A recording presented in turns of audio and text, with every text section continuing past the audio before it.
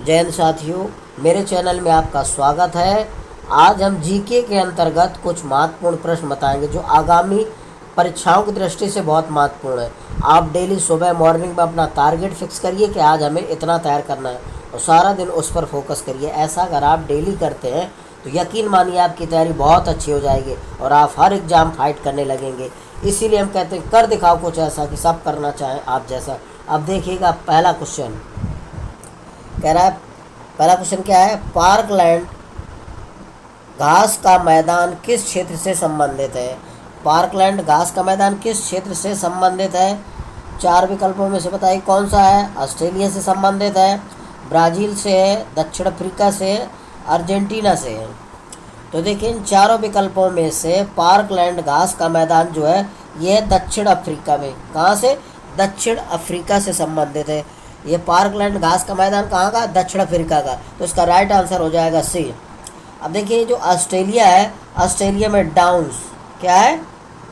Downs घास का मैदान है। ब्राज़ील में आपका क्या है? ब्राज़ील में है कैंपास। ब्राज़ील में क्या है? कैंपास, कैंपास है। इसके बाद अर्जेंटीना बचा आपका, तो अर्जेंटीना में होता है पंपास। पंपास अर्जेंटीना में कौन सा घास का मैदान है? पंपास, ध्यान रखना। अर्जेंटीना में घास का मैदान है पंपास, ब्राज़ील में है कैंपास, ऑस्ट्रेलिया में है डाउन्स। ऑस्ट्रेलिया घास का मैदान क्या कहलाता है? डाउन्स कहलाता है। और ब्राज़ील का क्या कहलाता है? कैंपास। दक्षिण अफ्रीका का क्या कहलाता है? ये पार्कलैंड घास का मैदान। दक्षिण अफ्रीका का एक और होता है वेल्स। कौन होता है? वेल्स, ध्यान रखना, वेल्स। तो दक्षिण अफ्रीका के दो घास के मैदान है, वेल्स और दूसरा है आपका पार्कलैंड। तो याद रखिएगा इसका राइट आंसर हो जाएगा सी। अगला क्वेश्चन है, कोनोको किस देश की स्थानांतरणशील कृषि का नाम है? कोनोको किस देश की स्थानांतरणशील कृषि का नाम है? फिलीपींस का है, वेनेजुला का है, ब्राज़ील का है, श्रीलंका है। बताइए इन चारों में से किस देश की स्थानांतरणशील कृषि का नाम है क्या? कोनोको।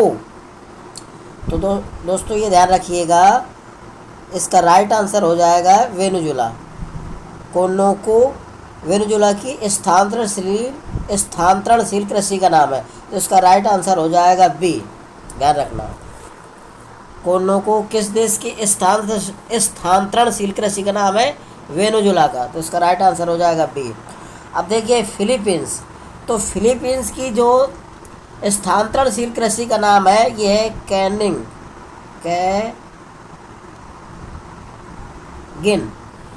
कैगिन है, ध्यान रखना। अगला है ब्राज़ील। ब्राज़ील की स्थानांतरणशील कृषि का नाम है रोका। क्या नाम है? रोका। ब्राज़ील की स्थानांतरणशील कृषि का नाम है रोका। श्रीलंका की स्थानांतरणशील कृषि का नाम है चेन्ना। क्या नाम है? चेन्ना। श्रीलंका की स्थानांतरणशील कृषि का नाम है चेन्ना। ब्राज़ील की स्थानांतरणशील कृषि का नाम है रोका। और वेनेजुला की स्थानांतरणशील कृषि का नाम है कोनोको। और फिलीपींस की स्थानांतरणशील कृषि का नाम है कैगिन। ठीक है, तो इसका राइट आंसर हो जाएगा बी। ध्यान रखिएगा। अगला क्वेश्चन है, दिनार किस देश की राष्ट्रीय मुद्रा है? बताइए इन चारों में से दिनार किस देश की राष्ट्रीय मुद्रा है? बांग्लादेश की है, ईरान की है, या बहरीन की है, या जापान की है? तो देखिए दिनार जो है बहरीन की राष्ट्रीय मुद्रा है। दिनार कहाँ की है? बहरीन की। तो इसका राइट आंसर हो जाएगा सी। दिनार कहाँ की मुद्रा है? बहरीन की। इसका राइट आंसर हो जाएगा सी। अब देखिए बांग्लादेश की राष्ट्रीय मुद्रा क्या होती है? टका। क्या होती है? टका। बांग्लादेश की राष्ट्रीय मुद्रा होती है टका। ईरान की राष्ट्रीय मुद्रा होती है रियाल। ईरान की राष्ट्रीय मुद्रा क्या होती है? रियाल। और जापान की राष्ट्रीय मुद्रा क्या है? एन। ध्यान रखना, जापान की राष्ट्रीय मुद्रा क्या है? एन। एक बार पुनः सुनिए, बांग्लादेश की राष्ट्रीय मुद्रा है टका, ईरान की है रियाल, बहरीन की है दिनार, और जापान की है एन। ठीक है, याद रखिएगा। अगला क्वेश्चन है, निम्न राजधानियों को सुमेलित कीजिए। एक तरफ देश का नाम दिया, एक तरफ दूसरी तरफ राजधानी है। तो किस देश की कौन सी राजधानी है, इसको सुमेल करना है। ये देश के नाम है, इस तरफ राजधानी है। तो मालदीव, मालदीव की राजधानी कौन सी है, तो ये है माले, ध्यान रखना। मालदीव की राजधानी माले है। जापान की राजधानी टोक्यो, जापान की राजधानी कौन सी है, टोक्यो है। इसके बाद है जॉर्डन, जॉर्डन की राजधानी क्या है, ये अम्बान है, ध्यान रखना। जॉर्डन, जॉर्डन की राजधानी कौन है, अम्बान। नेपाल की राजधानी है काठमांडू, नेपाल की राजधानी कौन सी है, काठमांडू, ध्यान रखना। एक बार पुनः सुनिए, मालदीव की राजधानी माले। जापान की राजधानी क्या है, जापान की राजधानी क्या है, टोक्यो, जापान की राजधानी है टोक्यो, ध्यान रखना। और जॉर्डन की राजधानी है अम्मान, जॉर्डन की राजधानी अम्मान है। नेपाल की राजधानी कौन सी, काठमांडू। ठीक है, इस तरह से इनको तैयार करिए। अगला क्वेश्चन है, विश्व रक्त दिवस कब मनाया जाता है। 14 जून को या 5 जून को, 22 अप्रैल को या 22 मार्च को। बताइए इन चारों में से कौन सा सही है। विश्व रक्त दिवस कब मनाया जाता है, तो विश्व रक्त दिवस, ध्यान रखिएगा, ये 14 जून को मनाया जाता है। विश्व रक्त दिवस कब मनाया जाता है, 14 जून को। इसका राइट आंसर हो जाएगा ए। विश्व रक्त दिवस मनाया जाता है 14 जून को, इसका राइट आंसर होगा ए। अब 5 जून को क्या मनाया जाता है, विश्व पर्यावरण दिवस मनाया जाता है। 5 जून को क्या मनाया जाता है, विश्व पर्यावरण दिवस मनाया जाता है। ठीक है, 22 अप्रैल को विश्व पृथ्वी दिवस मनाया जाता है। क्या मनाया जाता है, विश्व पृथ्वी दिवस, ध्यान रखना। और 22 मार्च को मनाया जाता है विश्व जल दिवस मनाया जाता है। क्या मनाया जाता है, 22 मार्च को विश्व जल दिवस मनाया जाता है। और 22 अप्रैल को विश्व पृथ्वी दिवस मनाया जाता है। 5 जून को विश्व पर्यावरण दिवस मनाया जाता है। 5 जून को क्या मनाया जाता है, विश्व पर्यावरण दिवस। 14 जून को विश्व रक्त दिवस मनाया जाता है। ये कई बार पूछा जाता है, इसको तैयार करिए। ठीक है दोस्तों। अगला क्वेश्चन है, भारत में प्रथम परमाणु परीक्षण कब किया गया था। भारत में प्रथम परमाणु परीक्षण कब किया गया था, 1872 में, 1974 में, 1995 में, 1881 में। बताइए इन चारों में से कब किया गया था। तो भारत में प्रथम परमाणु परीक्षण, ध्यान रखिएगा, 1974 में किया गया था। कब किया गया था, 18 मई 1974 को किया गया था, ध्यान रखना। कब, 1974 को। भारत में प्रथम परमाणु परीक्षण कब किया गया था, 18 मई 1974 को। ठीक है, ध्यान रखिएगा इसको। अब इसके बाद ये जो पहला लिखा है 1872 में, 1872 में भारत में जनगणना, प्रथम जनगणना की शुरुआत हुई थी। 1872 में क्या हुई थी, प्रथम जनगणना की शुरुआत हुई थी, ध्यान रखिएगा। इसके बाद 1995 भारत में इंटरनेट की शुरुआत हुई थी। 1995 में क्या हुआ था, भारत में इंटरनेट की शुरुआत हुई थी 15 अगस्त 1995 को, ध्यान रखना। BSNL द्वारा, ध्यान रखना, BSNL टावर होता है जो, उसके द्वारा 1995 15 अगस्त 1995 को इंटरनेट की शुरुआत हुई थी। और 1881 में, ध्यान रखना, 1881 में नियमित 10 की जनगणना की शुरुआत हुई थी। नियमित 10 की जनगणना की शुरुआत की गई थी 1881 में, ध्यान रखना। और 1872 में जनगणना की शुरुआत हुई थी। ठीक है, जनगणना। अगला क्वेश्चन है, गांधीवादी अर्थव्यवस्था किस पर आधारित है। प्रतिस्पर्धा पर, न्यास पर, राज नियंत्रण पर, इनमें से किसी पर नहीं। बताइए चारों में से किस पर गांधीवादी अर्थव्यवस्था आधारित है। तो गांधीवादी अर्थव्यवस्था न्यास पर आधारित है। न्यास, इसका राइट आंसर हो जाएगा बी। इसका राइट आंसर क्या होगा, बी, न्यास पर आधारित है। गांधीवादी जो अर्थव्यवस्था थी, गांधी जी ने जो अर्थव्यवस्था बनाई थी, सामाजिक आर्थिक अवधारणा में ये प्रस्तुत कहा गया था कि धनी व्यक्ति आम जनों के कल्याण हेतु न्यासों के न्यासी के रूप में कार्य करेंगे। धनी व्यक्ति आम जनों के कल्याण हेतु न्यासों के न्यासी के रूप में कार्य करेंगे। तो गांधीवादी अर्थव्यवस्था न्यास पर आधारित है। इसी को बोला जाता है ट्रस्टीशिप। ट्रस्टीशिप ट्रस्टीशिप ध्यान रखना, इस न्यास को बोला जाता है ट्रस्टीशिप की विचारधारा पर आधारित है। ट्रस्टीशिप की विचारधारा पर आधारित है गांधीवादी अर्थव्यवस्था। तो इसका राइट आंसर हो जाएगा बी, ध्यान रखिएगा।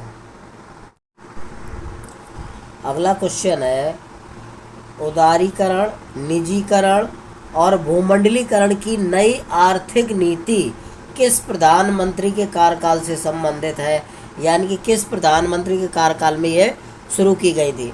उदारीकरण, निजीकरण और भूमंडलीकरण की नई आर्थिक नीति किस प्रधानमंत्री कार्यकाल से संबंधित है।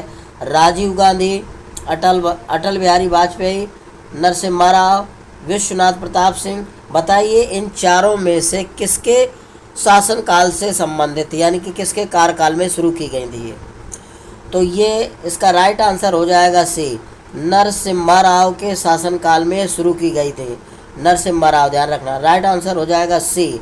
उदारीकरण, निजीकरण और भूमंडलीकरण की आर्थिक नीति जो लागू की गई थी वो नरसिम्हा राव के शासनकाल में शुरू की गई थी। इसका राइट आंसर हो जाएगा सी। अगला क्वेश्चन है विलुप्त होने वाली प्रजातियों को सूचीबद्ध किया गया है। जो विलुप्त होने के कगार में है या विलुप्त हो रही प्रजातियां, उनको किस सूची में सूचीबद्ध किया गया है। रेड डाटा बुक में, डेड स्टॉक बुक में, लाइव स्टॉक बुक में, इनमें से कोई नहीं। तो जो विलुप्त हो रही प्रजातियां हैं, विलुप्त होने वाली प्रजातियां हैं, उनको रेड डाटा बुक में सूचीबद्ध किया गया है। ठीक है, जो पशु पक्षी जीव जंतु विलुप्त हो रही हैं या विलुप्त होने के कगार में, उनको सूचीबद्ध किया गया किसमें, रेड डाटा बुक में। तो इसका राइट आंसर हो जाएगा ए। इसका राइट आंसर कौन होगा, ए। अगला क्वेश्चन है जलवायु परिवर्तन का कारण है। जलवायु परिवर्तन का क्या कारण है। ग्रीन हाउस गैसें, ओजोन परत का क्षरण, प्रदूषण, उपरोक्त सभी। तो इन चारों में से बताइए कौन सही है। तो देखिए जलवायु परिवर्तन में क्या क्या होता है, ग्रीन हाउस गैस होता है, ओजोन परत का क्षरण होता है, प्रदूषण होता है, उपरोक्त सभी। तो जब जलवायु परिवर्तन होता है तो ग्रीन हाउस गैसें का प्रभाव होता है, ओजोन परत का क्षरण होता है और प्रदूषण होता है, उपरोक्त सभी। तो इसका राइट आंसर हो जाएगा डी। राइट आंसर होगा क्या, डी, ध्यान रखिएगा। अगला क्वेश्चन है निम्नलिखित में से कौन वायु प्रदूषण का एक जैव सूचक है। बताइए कि निम्नलिखित में से कौन वायु प्रदूषण का एक जैव सूचक है। फर्न है, लाइकेन है, मनी प्लांट है, अमरवेल है। तो इन चारों में से कौन है। तो इन चारों में से वायु प्रदूषण का एक जैव सूचक कौन होता है, लाइकेन होता है। ध्यान रखना, जैव सूचक कौन होता है वायु प्रदूषण का, लाइकेन होता है। तो इसका राइट आंसर हो जाएगा बी। इसका राइट आंसर कौन होगा, बी, ध्यान रखिएगा। अगला क्वेश्चन है अम्ल वर्षा निम्नलिखित में से किस वायु प्रदूषण के कारण होती है। Carbon dioxide CO2, carbon monoxide CO और मेथेन CH4 और नाइट्रस ऑक्साइड और सल्फर डाइऑक्साइड SO2 और नाइट्रस ऑक्साइड N2O। तो देखिए जब नाइट्रोजन के ऑक्साइड और सल्फर के ऑक्साइड अम्ल वर्षा के लिए उत्तरदायी होते हैं। अम्ल वर्षा करते हैं नाइट्रोजन के जितने ऑक्साइड होते हैं और सल्फर के ऑक्साइड। तो नाइट्रोजन डाइऑक्साइड यानी कि NO2 जब जल से क्रिया करती है तो ये बनाते हैं नाइट्रिक अम्ल HNO3, ध्यान रखना। और जब सल्फर डाइऑक्साइड SO2 जल से क्रिया करती है तो बनाती है सल्फ्यूरिक अम्ल H2SO4। यही H2SO4 और नाइट्रिक अम्ल HNO3 ये अम्ल के रूप में पृथ्वी पर गिरते हैं जल के साथ। ठीक है, तो यही हमें जीव जंतु और पशु पक्षी और पेड़ पौधों को नुकसान पहुंचाते हैं। तो ध्यान रखना, इसका राइट आंसर क्या हो जाएगा, डी। अगला क्वेश्चन है ट्राइसेम एक कार्यक्रम है जो संबंधित है। ट्राइसेम एक कार्यक्रम है जो संबंधित है ग्रामीण विकास से, औद्योगिक विकास से, शहरी विकास से, इनमें से कोई नहीं। तो ट्राइसेम जो एक कार्यक्रम है ये संबंधित है ग्रामीण विकास से। इसका राइट आंसर हो जाएगा ए। ध्यान रखना, इसका राइट आंसर क्या होगा? ए। ट्राइसेम का संबंध है ग्रामीण विकास से। ध्यान रखना। यह योजना कब शुरू की गई थी? तो 1979 में की गई थी। ध्यान रखना, यह योजना एकीकृत ग्रामीण विकास कार्यक्रम से संबंधित। ध्यान रखना, शुरुआत होती है 1979 में। इसका राइट आंसर हो जाएगा ए। अगला क्वेश्चन है, सर्व शिक्षा अभियान कब शुरू किया था? 2001 में। साक्षर भारत 2009 में। ऑपरेशन ब्लैक बोर्ड 1987 में। राष्ट्रीय साक्षरता मिशन 1988 में। तो ये सभी सुमेलित है, यानी कि सभी सुमेलित सही है। सर्व शिक्षा अभियान को 2001 में शुरू किया गया था। साक्षर भारत 2009 में। ऑपरेशन ब्लैक बोर्ड 1987 में। राष्ट्रीय साक्षरता मिशन 1988 में। तो ये सभी सुमेलित सही हैं। ठीक है। अगला क्वेश्चन है, भारत के राष्ट्रपति पर महाभियोग चलाने के लिए कम से कम कितने दिन पूर्व सूचना देना आवश्यक है? भारत के राष्ट्रपति पर महाभियोग चलाने के लिए कम से कम कितने दिन पूर्व सूचना देना आवश्यक है? 7 दिन, 14 दिन, 21 दिन, 30 दिन। तो राष्ट्रपति पर महाभियोग चलाने के लिए कम से कम 14 दिन पहले सूचना देना आवश्यक होता है। तो इसका राइट आंसर हो जाएगा बी। ध्यान रखना, 14 दिन पहले सूचना देना आवश्यक है और कुल सदस्य संख्या का कम से कम 1/4 सदस्यों के हस्ताक्षर भी होने चाहिए उस पर। ठीक है, कितने? 1/4 सदस्यों के हस्ताक्षर भी होने चाहिए। 14 दिन पहले सूचना देनी चाहिए। तो इसका राइट आंसर हो जाएगा बी। अगला क्वेश्चन है, सर्वोच्च न्यायालय का मुख्य न्यायाधीश अपना पद त्याग कर सकता है पत्र लिखकर? यानी कि जो सर्वोच्च न्यायालय का मुख्य न्यायाधीश है, सर्वोच्च न्यायालय का कोई भी न्यायाधीश है, अपने पद का त्याग कर सकता है पत्र लिखकर। किसको पत्र लिखकर अपना त्याग कर सकता है? यानी कि अपने पद से इस्तीफा दे सकता है। मुख्य न्यायाधीश को, राष्ट्रपति को, प्रधानमंत्री को, विधि मंत्री को। तो ध्यान रखना, सर्वोच्च न्यायालय का कोई भी न्यायाधीश राष्ट्रपति को अपने पद का त्याग पत्र, एक पत्र लिखकर हस्ताक्षर सहित लेख लिखकर राष्ट्रपति से त्याग पत्र ले सकता है। ध्यान रखना, अपने पद का इस्तीफा देगा किसको? राष्ट्रपति को, हस्ताक्षर किए हुए लेख के साथ। ध्यान रखना, तो इसका राइट आंसर हो जाएगा क्या? किसको अपना पत्र लिखेगा? राष्ट्रपति को। तो राइट आंसर हो जाएगा बी। ध्यान रखना। अगला क्वेश्चन है, उत्तर प्रदेश में मिड डे मील कार्यक्रम कब आरंभ किया गया था? उत्तर प्रदेश में मिड डे मील कार्यक्रम आरंभ किया गया था 1985 में, 1995 में, 1990 में, 1997 में। बताइए इन चारों में से कौन सा ही है? तो उत्तर प्रदेश में मिड डे मील कार्यक्रम जो है 1995 में शुरू किया गया था। कब? 1995 में। इसका राइट आंसर हो जाएगा बी। इसका राइट आंसर क्या होगा? बी। ये कब शुरू किया गया था? 15 अगस्त 1995 को। ध्यान रखिएगा। ठीक है, इसका मतलब होता है मध्याह्न भोजन योजना, मिड डे मील।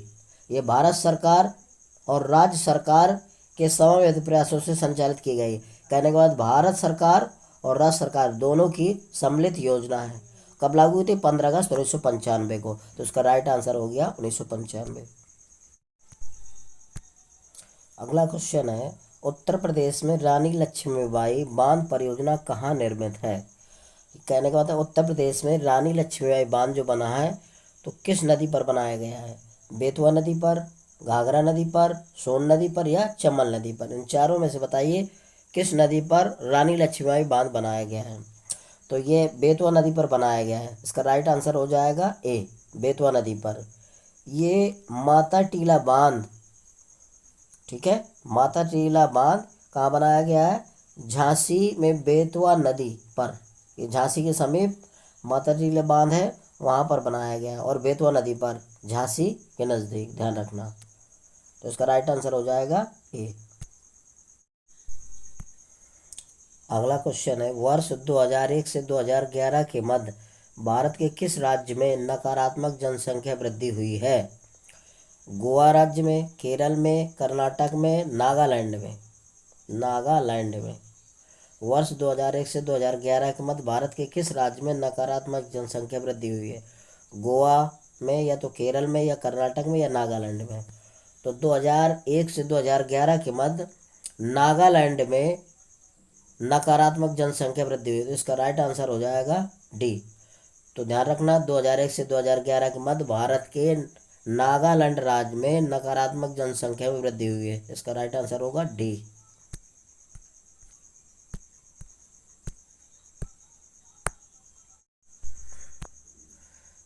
अगला क्वेश्चन है, निम्न में से कौन शुक्ल यजुर्वेद की संहिता है? वाजसनेयी, मैत्राणी, तैत्तिरीय, काठक। इन चारों में से कौन है शुक्ल यजुर्वेद की संहिता? तो वाजसनेयी है। इसका राइट आंसर हो जाएगा ए, वाजसनेयी। ध्यान रखना। मेरे वीडियो को लाइक और सब्सक्राइब करिए यदि मेरा वीडियो आपको अच्छा लग रहा है। जय हिंद।